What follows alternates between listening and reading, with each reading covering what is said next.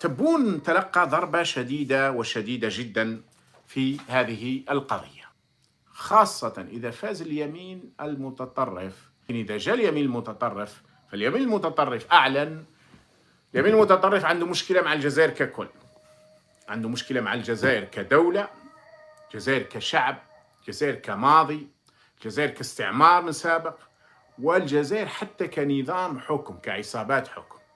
مثلا قالوا وهذه مزعجة جدا للنظام في العصابة هي أنهم سيعترفون بالصحراء الغربية باعتبارها صحراء مغربية. هذه بالنسبة للنظام هذه هي أكبر مشكلة، صدقوني. النظام في الجزائر العصابات، لا اتفاقية 68 ولا طرد الجزائريين ولا تهجم على النظام ولا التهجم على البلاد ولا على التاريخ يزعجهم مثل قضية الصحراء الغربية. لماذا؟ يعني قضية الصحراء الغربية، هذا الموضوع أنا تكلمت فيه أكثر من مرة، هي والإرهاب، هذون هما الملفين الرئيسيين اللي يشتغل عليهم النظام، العصابات. إذا وصل اليمين المتطرف أن يحكم راح يكون هو أكبر، يعني راح يكون أكبر قوة معارضة داخل البرلمان الفرنسي. فيما يخص الدول المغاربية، المغرب وتونس هي تريد علاقة صداقة مع كل دول المغرب. المغرب وتونس علاقة صداقة، لا يوجد جديد. الجديد هو فيما يخص الجزائر، تريد علاقة صداقة مع الشعب الجزائري، لكن العلاقة الصداقة تكون ما بين دولة ذات سيادة مع دولة ذات سيادة. ماذا يعني هذا الكلام؟ يعني أن تكون هناك شروط في هذه العلاقة. هي تقول أنه لن تمنح تأشيرة الدخول لأي مواطن جزائري، لن يسمح بتحويل أصول مالية، لن يسمح لشخصيات جزائرية مهمة بشراء ممتلكات في فرنسا إلا إذا تمت الموافقة على ترحيل الجزائريين غير المرغوب فيهم الموجودين في فرنسا باتجاه الأراضي الجزائرية. هذا من ضمن شروط أخرى، لكن هذا هو الشرط الذي ركزت عليه. وطريقة عرض الكلمات لا أعتقد أنها سيكون محل تقدير في الجزائر. هي تقول: الجزائريون الذين يعيشون في فرنسا ويحترمون القانون الفرنسي وعاداتنا ويحبون فرنسا. لا أعلم كيف ستحكم على الناس إلى كيف يحبون فرنسا. نعم، ويحبون فرنسا وتقاليدها وتاريخها وثقافتها، ومعهم عقد عمل، ويفيدون فرنسا بمعرفتهم. هذه كلها شروط، وهم على ما أعتقد الأغلبية من الجزائريين. ليس هناك سبب لعدم دعوتهم للبقاء. كل هذه الشروط حتى لا ندعوهم للمغادرة، ليبقوا.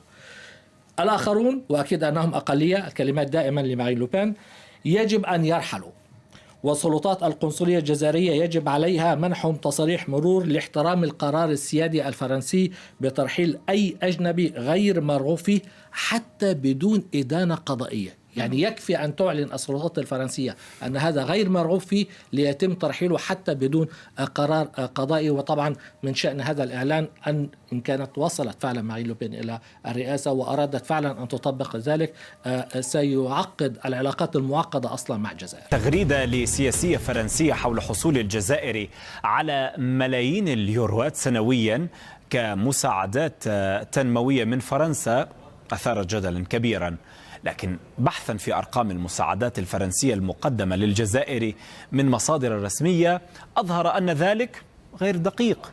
نشرت سارة نافو التي نجحت في الانتخابات الأوروبية عن حزب اليمين المتطرف استرداد في تغريدة على إكس أن فرنسا تمنح الجزائر 800 مليون يورو سنويا كمساعدات تنموية.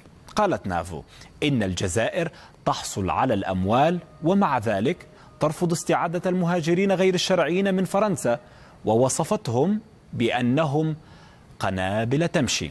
تظهر بيانات منظمة التعاون الاقتصادي والتنمية الفرنسية أن باريس قدمت للجزائر منذ عام 2017 حتى عام 2022 مبلغ 842 مليون يورو من المساعدات الإنمائية الرسمية، وهو مبلغ تراكمي خلال 5 سنوات لا يقدم سنويا كما ادعت النائبة الفرنسية بحسب إعلام فرنسي. وتنفي وزارة الاقتصاد الفرنسية أيضا المبلغ الذي ذكرته سارة نافو، وتؤكد أن تمويل فرنسا للجزائر بلغ نحو 112 مليون يورو في عام 2021 و111 و32 مليون يورو في عام 2022، والمساعدات لها أهداف متنوعة تماما، مثل القضاء على الفقر، تعزيز التعليم الجيد، النمو الاقتصادي المستدام، والحد من عدم المساواة. الأمر متروك لمنظمة التعاون الاقتصادي والتنمية لتحديد البلدان التي تتلقى هذه المساعدات من خلال مراعاة نصيب الفرد من الناتج المحلي الإجمالي. الدكتور زهير أبو عمامة، أستاذ العلاقات الدولية، مرحبا بك، شكرا لوجودك معنا. لماذا كتبت هذه التغريدة ومسحت في هذا التوقيت؟ هل تريد إرسال رسالة لأشخاص معينة، وما هي الدوافع الحقيقية؟ مرحبا.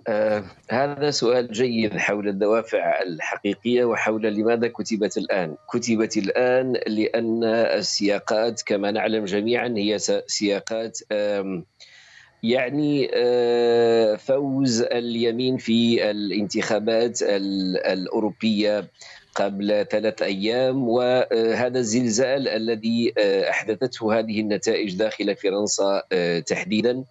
كان يفترض أن هذه انتخابات أوروبية تكون لها نتائج أوروبية، ولكنها تحولت إلى نتائج وطنية داخل فرنسا، و يعني زلزال حقيقي. يشعر هؤلاء الآن بأنهم في أفضل حالاتهم، وأن الخطاب الذي لم يتوقفوا بالمناسبة عن ترديده، يعني ما قالته سارة نافو اليوم في هذه التغريدة المضللة كما وصفتها قناة التيافا انفو الفرنسية نفسها، وعديد المصادر حتى الحكومية التي تدخلت لأجل أن توضح الأمر كما تفضلت وذكرته في قبل قليل.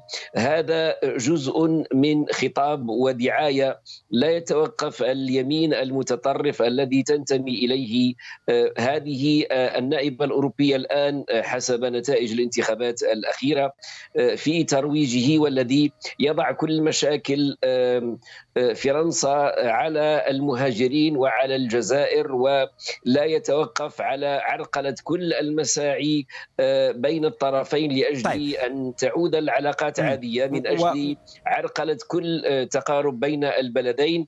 وهؤلاء لا يخفون أيضا عداءهم الشديد للجزائريين. أنت تتحدث عن اليمين، مهاجرين هناك أو هنا في هذا البلد الذي لم يهضموا حقيقة أنه استقل عنهم منذ أمد بعيد جدا.